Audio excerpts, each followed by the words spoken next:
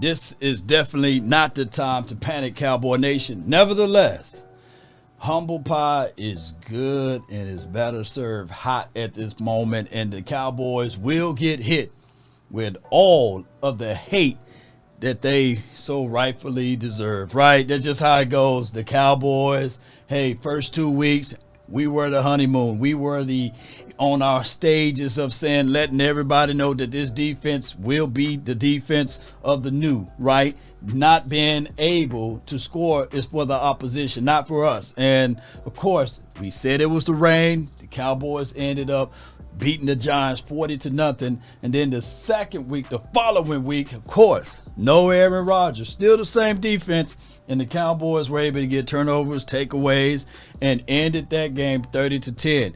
But there were some, hey, what's going on moments, and that was red zone situations. Let me repeat, that was red zone situations. And the Cowboys going into week 3 still had the same booger bear with red zones. Here's my philosophy on the overall take of the Dallas Cowboys heading into week 3 versus the Arizona Cardinals. We're going to remove all of the excuses off the table. We can't go back and forth and say, yeah, Law, it's because we had literally all of our offensive linemen out of the game. Only person who was still there from week 1 and week 2 was Terrence Steele, right? Reserve. And we ain't calling out the quarterback at this moment. Nah, you're going to have to call out the quarterback. I get it. Hey, Brock Hoffman, TJ Bass, excuse me, Chuma Edoga playing left tackle. That was an element of surprise. And then when you add in the fact of Tyler Smith, his first game back, didn't play all of preseason, if my memory served me correct. So those are issues that we had with the front 5 who protect the quarterback. But when we look back at everything, the offensive line was serviceable enough to still win this game. We moved the ball pretty okay. But when we got into the red zone, we were 1 for 5 in the red zone.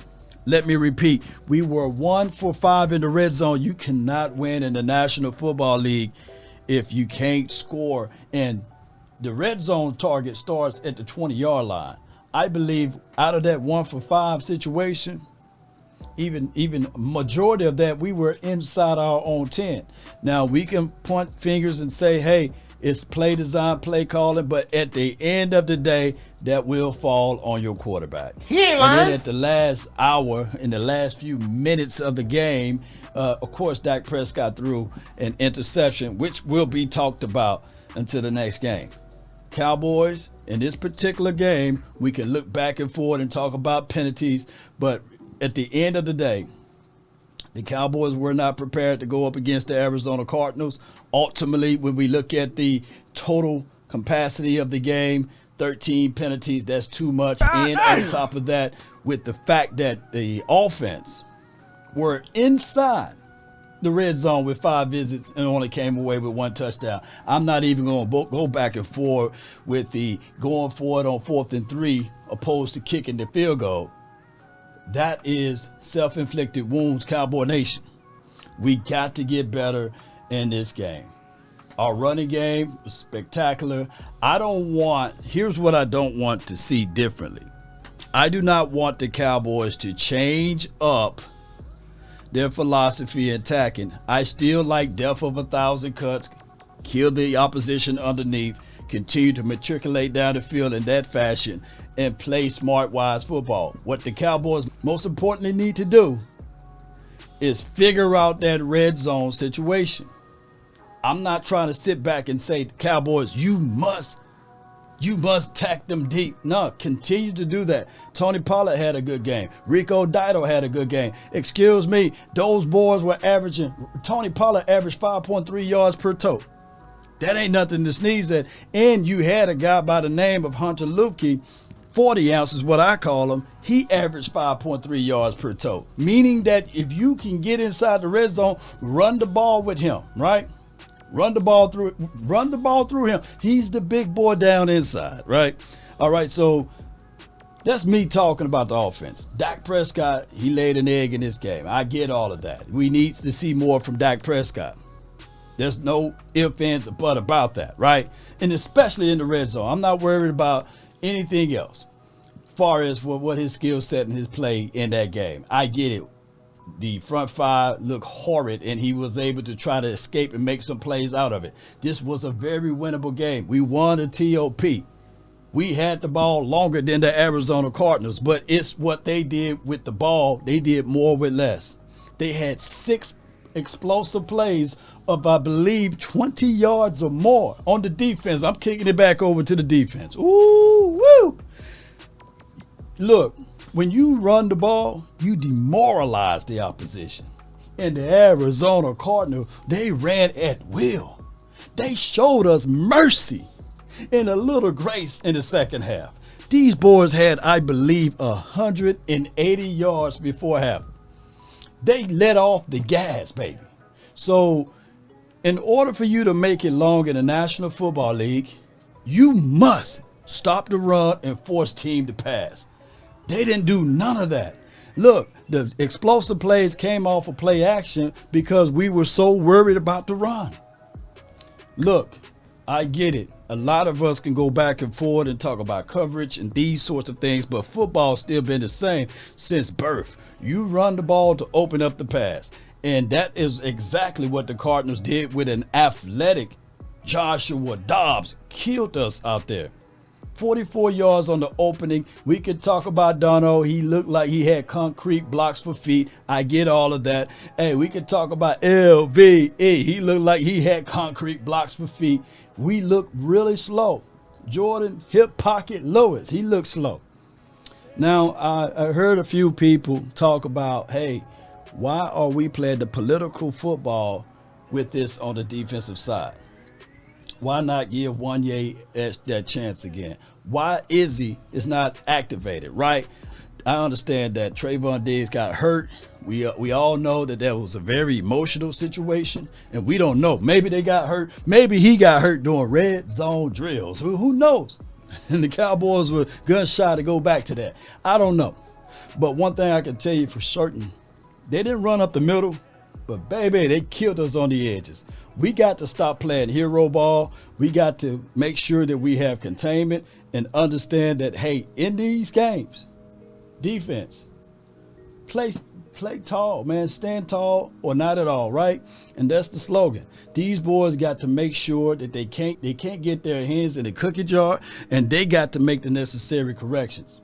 They do. The single high safety look, we be getting burnt with that. We got burnt with that versus the Jets. And then all what the Cards did, went and revisit that tape and said, okay, when they in single high, meaning that they are pressing to stop the run, we going to do them with a foolery and a trickery. And 9 times out of 10, it comes on first down when they attempt to do those trick plays. Either we going to figure out a way to stop the run in our cover 3 base defense, or we're going to continue to get gashed by that because we over pursuit. We so happy to get the sack in the stats. We're going to have to correct this. And on another note, going back to the offensive side of the coin, Gallup, unbelievable game. Appreciate him for what all he does out there on the field. My guy, Brandon Cooks, that was his first game back from his knee. He did look a little slow, and he had some, hey, what was that moments? Look, in this game, you still got to figure out ways to get Cavante Turpin going. And when it's a stale state right there, you got to figure out how to get your other playmakers the ball, like CeeDee Lamb. Oh, my goodness. Let's talk about CeeDee Lamb just for a quick second here. I think that when his number and name was called, he did the best that he could do. I know that offensive pass interference that he presented, there was a lot of wee-woo with that. You know what I'm saying? That was crazy on the aficionado part to call that, but to take away another play that pretty much we can obviously see that the defender pushed Michael Gallup out the way, but we're not finna go use that as an excuse, right? But one thing I want my guy CeeDee Lamb to do, when they do foul you or in a play that you know for sure that the opposition got it the wrong way, still play through the echoes of the whistle. Play the ball, don't play the call. Play the ball, don't play the call. That's all I'm saying. After that, then you can do the fullness of, hey, charades of saying, hey, I was PI'd or what have you. But we need for you to play through the echoes of the whistle. Nothing will be given to the Cowboys. Understand that, ladies and gentlemen. Nothing will be given to you. You got to take it. You got to seize everything. And the Cowboys didn't seize nothing in this game. So it's the word of that guy that say trash all the time. Boy, we were trash in that game. So hopefully we revisit everything. Dak Prescott, hey, at the end of the day, this is you. This is you. You the highest paid guy on the offensive side of the coin. And I know people don't want to talk about the money, but you got a contract extension on the line. And you got to present something to give people what they want. And that's action. They want to pay you, but you got to perform at a level and understand that anything that you do wrong will get magnified. And anything that you do too conservative will be magnified. So you just got to get out there and make things happen regardless of it, because at the end of the day, it's on you. The game is on your shoulders regardless whether or not we look. People were complaining week 1, week 2 when we won. So you know they're going to complain when we lose. So that's just how that goes. Unfortunately, that's just the price you have to pay in order to be a Dallas Cowboys quarterback. So next week, I'm looking for the Cowboys, a home game, to improve in a red zone. Look, figure things out. Get your tight end going down inside your red zone. Get your number one receiver. Get them going in the red zone. Figure out a way to go vertically, not horizontally.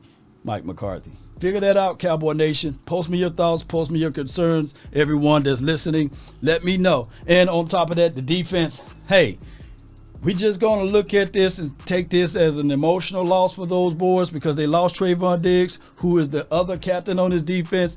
And maybe, just maybe, they will rebound and get things going for this week. Hey, stop the run, get the turnovers, get the forced turnovers, what have you, and play aggressive, but not to the point where you abandon your post. Play smart. Aggressively smart, if that's such a thing, Cowboy Nation. Post me your thoughts, post me your concerns down below. That's been my time. I really thank you all for yours. And remember, you're listening to nothing but the best. Let's go, Cowboy Nation. Let's get it.